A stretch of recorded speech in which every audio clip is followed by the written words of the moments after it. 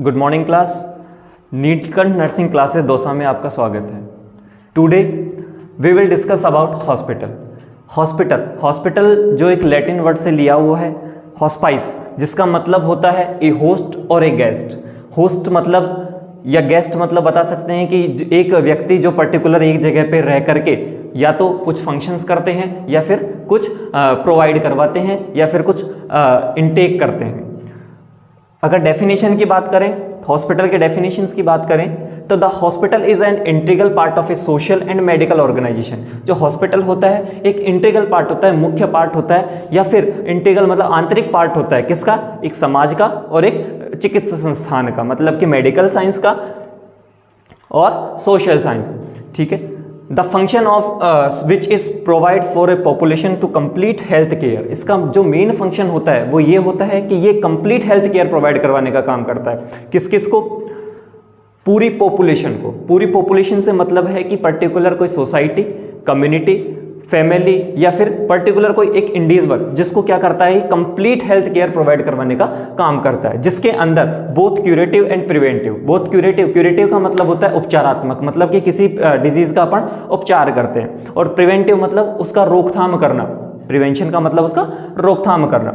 दोनों ये health care provide करवाने का काम करता है, both curative and preventive. And whose outpatient services reach out the family and its environment.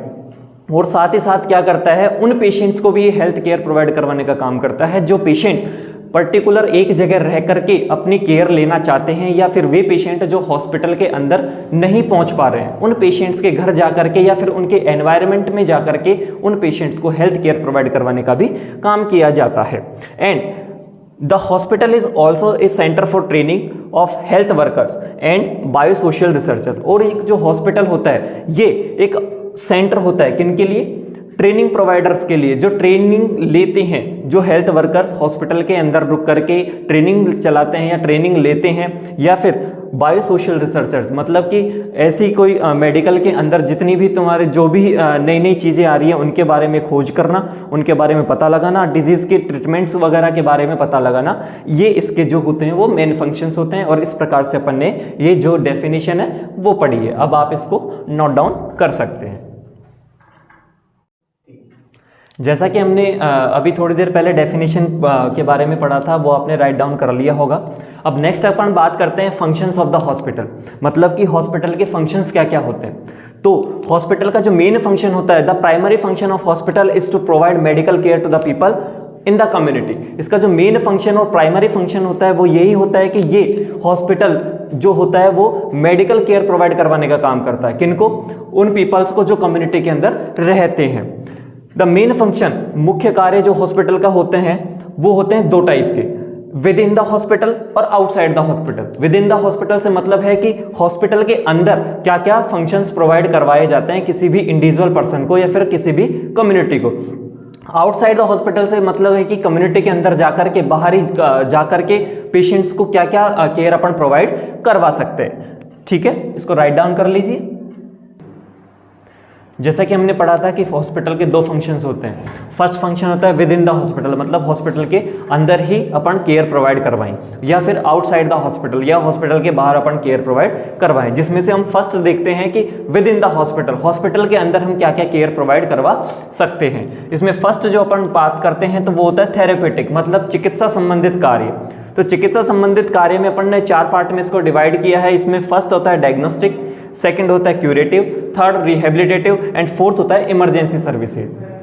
अगर हम डायग्नोस्टिक की बात करें तो डायग्नोस्टिक का मतलब होता है कि जो पेशेंट अपने पास हॉस्पिटल में आया है उन पेशेंट्स का अपन सबसे पहले डायग्नोसिस करेंगे। डायग्नोसिस का मतलब उनके बारे में पता लगाएंगे, डिजीज के बारे में, डिजीज कंडीशन के बारे में पता लगाएंगे। और डिजीज कंडीशन के बारे में पता लगाने के लिए सबसे पहले हमें पेशेंट की हिस्ट्री कलेक्शन करना बहुत ज़्यादा जरूरी होता है। उसके आधार पर ही हम पेशेंट की डायग्नोसिस तक पहुंच सकते हैं। तो डायग्नोस्टिक के अंदर क्या करते हैं, पेशेंट आता है, पेशेंट की हिस्ट्री वगैरह चेक करते हैं, और हिस्ट्री चेक करने के बाद बाद में पेशेंट के डिजीज के बारे में पता लगाया जाता है। सेकंड बात करें क्यूरेटिव की, क्यूरेटिव का मतलब होता है उपचारात्मक। जो डिजीज कंडीशन हमने डायग्नोस्टिक के इवोल्यूशन के दौरान पता लगाई है, उन डिजीज कंडीशंस को क्या करते हैं हम, क्योर करते हैं, उनका उपचार करते हैं। तो उपचार हम दो तरीके से कर सकते हैं, फर्स्ट कर सकते हैं मेडिसिन और सेकंड कर सकते हैं ऑपरेटिव या सर्जिकल प्रोसीजर।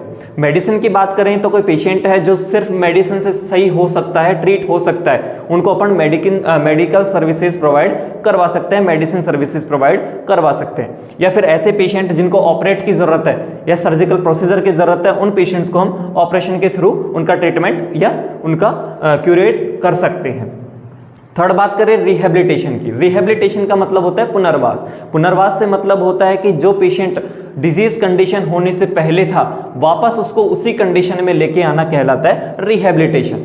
तो इस रिहेबिलिटेशन के अंदर अपन फिजिकल, मेंटल एंड सोशल तीन प्रकार के अपन रिहेबिलिटेशन करते हैं। फिजिकल रिहेबिलिटेशन से मतलब है कि पेशेंट है, एक्सीडेंटल पेशेंट है, उसके अगर कोई पार्ट डैमेज हो गया, उसको कट करना पड़ा, तो उसकी जगह अपन आर्टिफिशियल कोई पार्ट लगाकर उसको अपन रिहेबिलिटेट कर सकते हैं। मेंटल और सोशल की बात करें तो ऐसे पेशेंट जो डिजीज कंडीशन बहुत क्रोनिक चलती आ रही है, उनके बहुत लंबे समय से बीमार हैं, उन पेशेंट को मेंटल और सोशल तरीके से अपन को रिहेबिलिटेट करते हैं। मेंटल और सोशल तरीके से वो क्या होता है, समाज के अंदर खुद को आइसोलेट करना स्टार्ट कर देता है, दूसरों से मिलना जुलना कम कर देगा, तो उन पेशेंट्स को अपन आइसोलेशन से दूर करेंगे और उनको वापस से सोशल के अंदर लेकर के आएंगे। लास्ट बात करें अपन इमरजेंसी सर्विसेज की। इमरजेंसी सर्विसेज के अंदर आते हैं तुम्हारे accidental cases, acute life threatening condition. Accidental case वो एक इमरजेंसी कंडीशन होती है जहाँ पे पेशेंट बहुत डेंजर जोन में होता है या क्रिटिकल केयर उसकी बहुत ज़्यादा ज़रूरत पड़ जाती है। या फिर अक्यूट लाइफ थ्रेटनिंग कंडीशन जैसे हार्ट अटैक हो गया, ये जो कंडीशंस होती हैं इनमें पेशेंट को बहुत ज़्यादा और इमीडिएट सर्विसेज की आवश्यकता पड़ती है। तो आप इसको नोट डाउन कर सकते हैं।